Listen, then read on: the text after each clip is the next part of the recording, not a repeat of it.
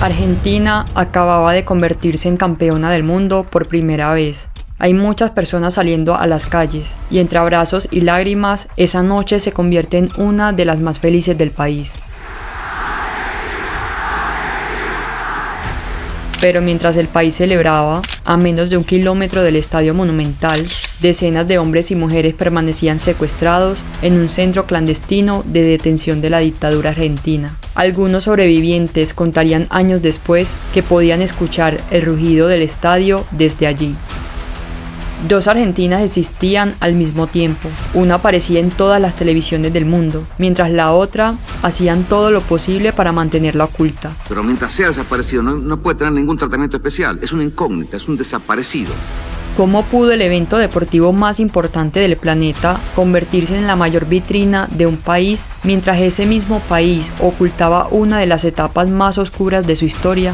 Para responderla, primero hay que entender qué estaba pasando en Argentina antes de que rodara la pelota.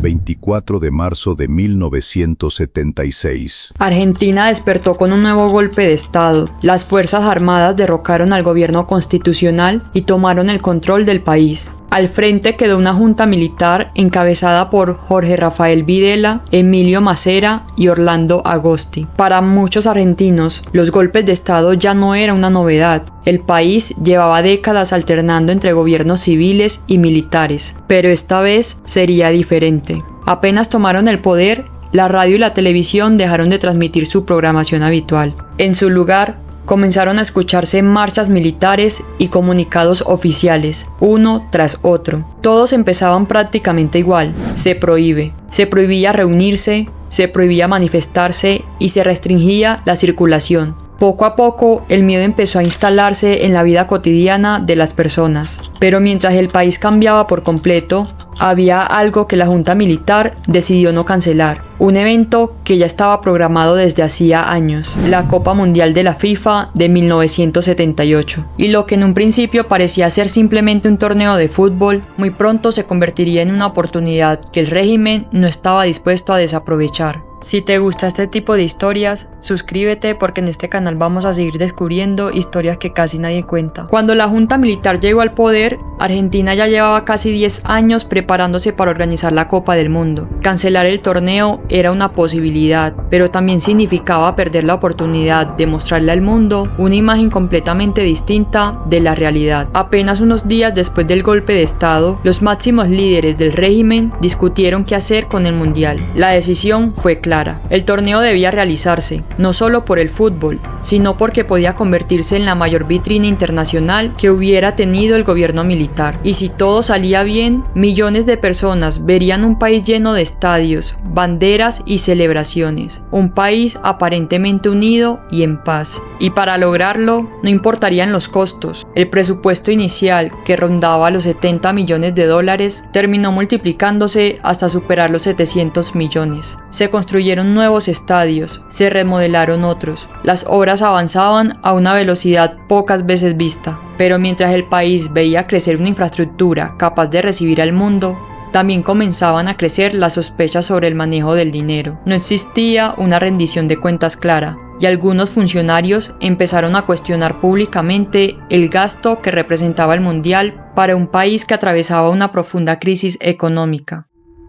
Sin embargo, construir estadios era solo una parte del plan, porque para convencer al mundo no bastaba con organizar un buen campeonato. También era necesario controlar la historia que el mundo iba a escuchar. Mientras las obras avanzaban y los estadios comenzaban a tomar forma, la Junta Militar entendía que organizar un buen mundial no era suficiente. El verdadero desafío no estaba en la cancha, estaba en que en 1977 las denuncias por desapariciones forzadas, secuestros y torturas ya comenzaban a cruzar las fronteras de Argentina. En distintos países, organizaciones de derechos humanos y algunos medios internacionales hablaban de un país muy diferente al que el régimen quería mostrar. Si millones de personas iban a mirar a Argentina durante un mes entero, entonces también había que controlar lo que esas personas iban a ver y sobre todo lo que nunca debían llegar a conocer. Con ese objetivo nació una enorme campaña de propaganda con el siguiente mensaje: 25 millones de argentinos jugaremos el Mundial.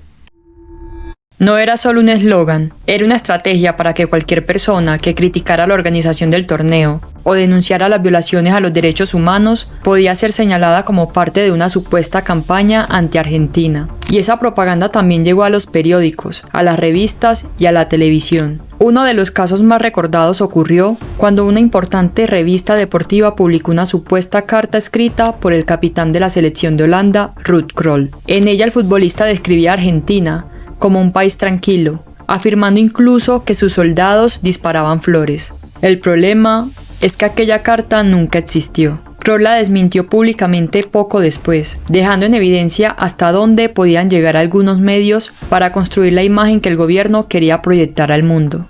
Y mientras esa imagen recorría el mundo, la otra realidad permanecía oculta detrás de los muros de la Escuela de Mecánica de la Armada, la ESMA. Allí funcionaba un lugar conocido como la pecera. No era una sala de interrogatorios ni una celda, era una oficina. Un grupo de detenidos, todavía encadenados y bajo la vigilancia permanente, eran obligados a escribir artículos, comunicados y textos que luego aparecerían en distintos medios de comunicación. Mientras el país era presentado como una tierra en paz, esas palabras eran redactadas por personas privadas de su libertad dentro de uno de los centros clandestinos más conocidos de la dictadura. Era una contradicción difícil de imaginar. Los mismos hombres y mujeres que vivían el terror eran obligados a escribir la historia que intentaba convencer al mundo de que ese terror no existía. Y aunque la censura del país era casi absoluta, había algo que el gobierno no podía controlar por completo: la llegada de cientos de periodistas extranjeros, y muchos de ellos comenzaron a hacer preguntas incómodas.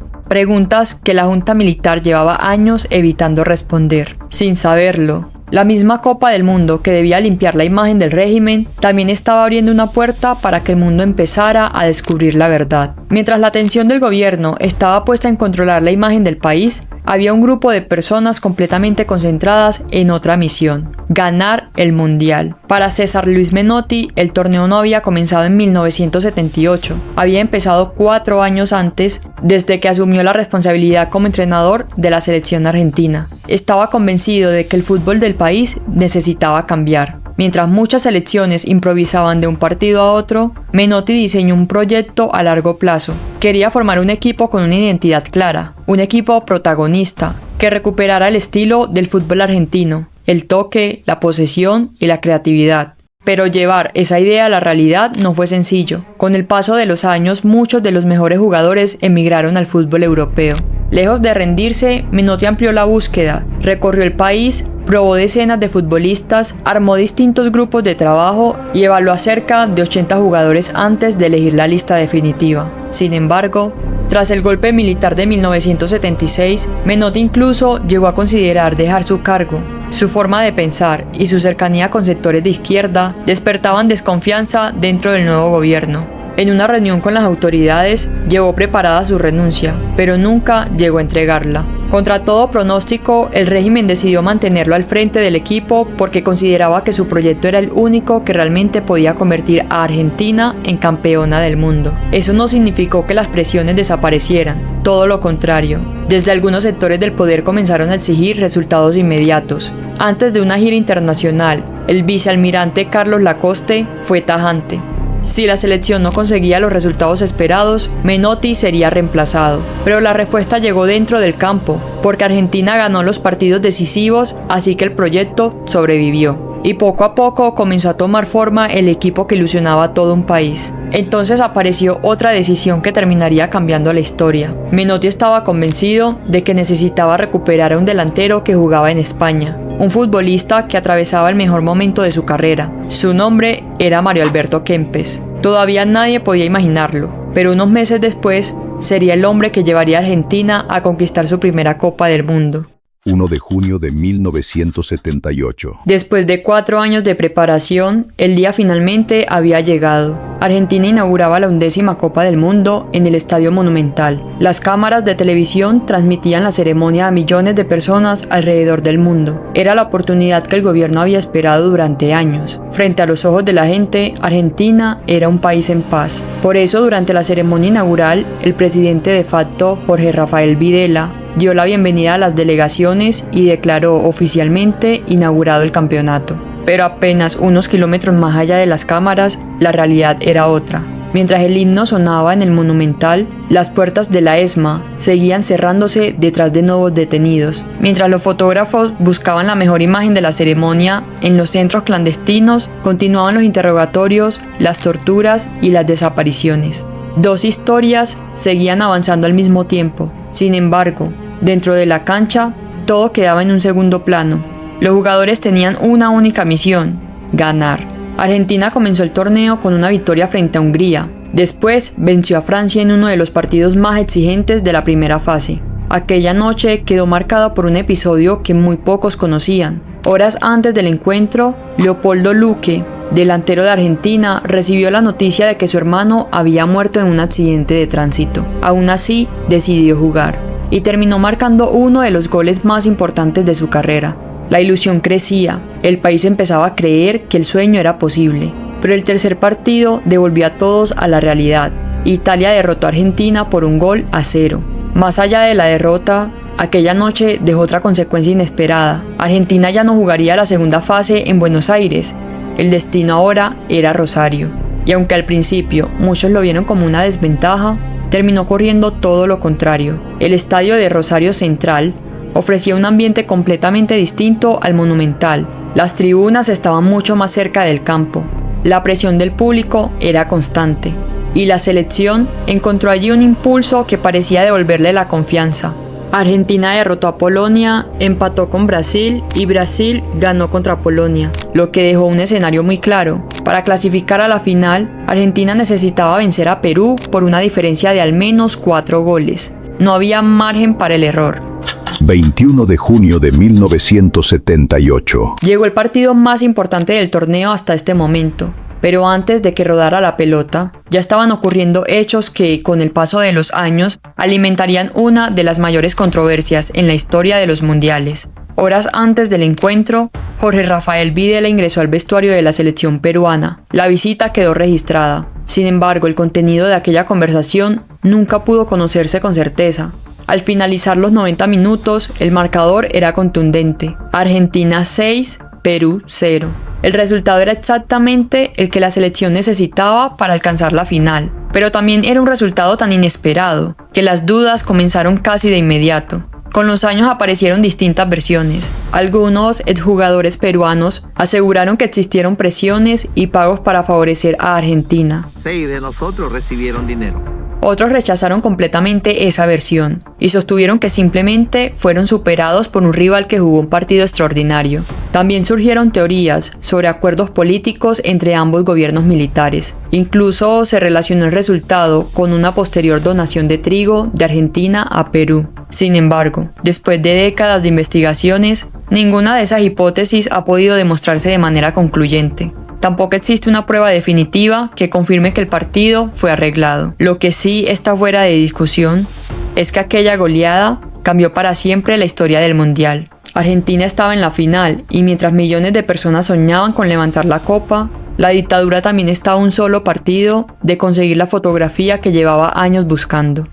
25 de junio de 1978. Argentina volvía al Estadio Monumental. 90 minutos separaban a la selección de conquistar la primera Copa del Mundo de su historia. Del otro lado estaba Holanda, el mismo equipo que 4 años antes había maravillado al mundo con su fútbol y que ahora buscaba completar la tarea pendiente. El ambiente era completamente distinto al de cualquier otro partido. Desde temprano las tribunas comenzaron a llenarse y todo parecía detenerse porque solo importaba una cosa: la final. Cuando el árbitro dio inicio al partido, Mario Kempes abrió el marcador y desató la locura, pero Holanda respondió. A pocos minutos del final, el empate silenció el estadio. Por un instante, el sueño parecía escaparse. El partido se fue al tiempo suplementario y allí apareció nuevamente Mario Kempes. Después llegó el gol de Daniel Bertoni. Argentina ganaba 3-1. Ahora sí, no había tiempo para más. Sonó el pitazo final. Después de décadas de espera, Argentina era campeona del mundo por primera vez. Era la noche más feliz en la historia del fútbol argentino. Pero en la ESMA, algunos detenidos seguían escuchando el ruido de los festejos.